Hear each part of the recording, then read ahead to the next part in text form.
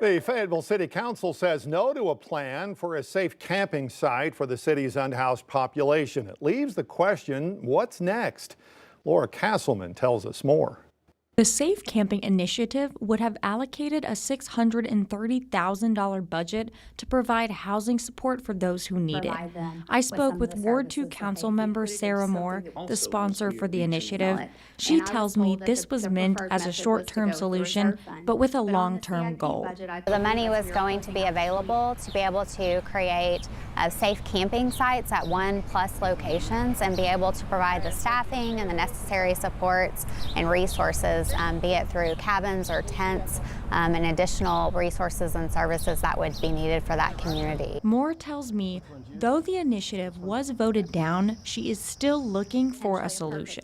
Some of my colleagues are concerned about wanting to make sure that there's a regional approach, and I agree that we do need to have a regional approach where every city is contributing in each of the counties, because unfortunately people do become unhoused in all of our locations. I reached out to Ward 1 Council member Bob Stafford, who voted against the Safe Camping Initiative proposal. In a statement, he says, "It will take all of us partnering together, cities, counties, faith-based organizations, colleges, and nonprofits to be able to make real progress in moving people out of homelessness and into more stable housing." I talked with Fayetteville City Council member Teresa Turk, who tells me that the unhoused population comes from all over the region and that Fayetteville taxpayers can't take on this burden alone. She also tells me that Fayetteville City Council members are both saddened and frustrated that they have yet to find a solution for the unhoused population.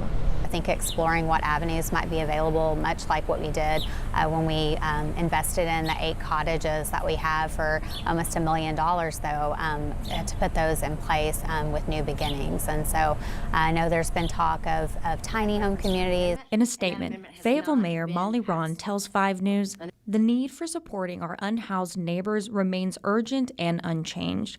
My administration plans to bring forward an initiative that equips local service providers to expand their programming.